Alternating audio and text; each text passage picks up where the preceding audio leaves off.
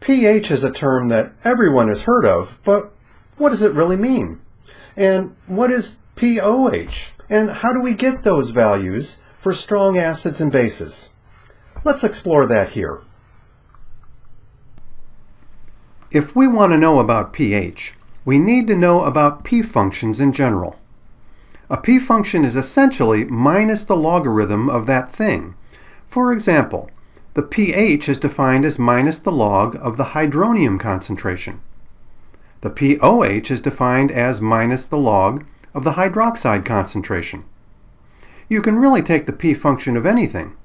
pKw is minus the log of Kw. And we can apply this to whatever we want. For example, in the last section we had this relationship for Kw at 25 degrees C. We can take minus the log of Kw. And what does that equal? Remember, when you take the log of two numbers multiplied together, it's the log of the first plus the log of the second. We have distributed the negative sign. That equals minus the log of 10 to the minus 14. If we evaluate this and use our definitions, we end up with the following. The main point here is that the pH and pOH add together to 14, with the caveat that this applies at 25 degrees C. That's a relationship we'll use often. When you see a p-function, think power, as in power of 10.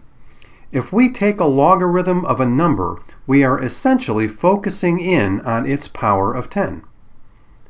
The point here is that the concentrations and their p-functions are all related.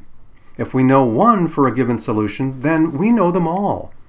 For example, if the concentration of hydronium is 1 molar, which is 10 to the 0 power, then the pH is 0. Notice how a logarithm gives information about the power of 10. Given our relationship, if the pH is 0, the pOH must be 14, which means that the concentration of hydroxide must be 10 to the minus 14. Again, the p-function and the power of 10 are the same, except for the change of sign. By the way, is it possible to have a negative pH? Yes, it is if the concentration of hydronium is greater than 1 molar. If we have a pH of 1, the hydronium concentration must be 10 to the minus 1. The pOH should be 13, giving a hydroxide concentration of 10 to the minus 13. As long as we stick to integer pHs, you should also notice that the powers of 10 on the concentrations add up to minus 14. For example, if the concentration of hydroxide is 10 to the minus 9, the concentration of hydronium should be 10 to the minus 5. This would give a pOH of 9 and a pH of 5. What if the pOH is 2? The hydroxide concentration should be 10 to the minus 2, the pH should be 12, and the hydronium concentration is 10 to the minus 12. Finally, let's show the symmetry of our table by noting that if the hydroxide ion concentration is 1 molar, that gives a pOH of 0, a pH of 14, and a hydronium concentration of 10 to the minus 14. Can we have pHs greater than 14? Yes, if the hydroxide concentration is greater than 1 molar, but it would need to go up a power of 10 for the pH to change 1 unit. What's difficult about these p-functions is that a smaller number actually means a greater amount. As you go to the left, the solutions get more acidic and less basic, even though the pH goes down and the pOH goes up. As you go to the right, the solutions get less acidic and more basic. The more we work with pH and pOH, the easier this will become. As far as using the relationships for computation of pH, it is very straightforward for strong acids. For example, what is the pH of a 0.15 molar solution of nitric acid? If we consult the acid-base chart, we would find that this is a strong acid, so essentially all of the nitric acid converts into hydronium. We assume this is the case for all strong acids, that the concentration of the strong acid is the concentration of hydronium.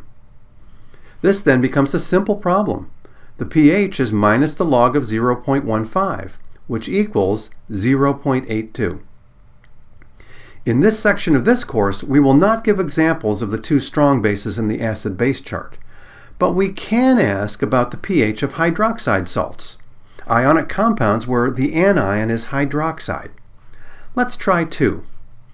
What is the pH of 0.25 molar sodium hydroxide and 0.25 molar calcium hydroxide?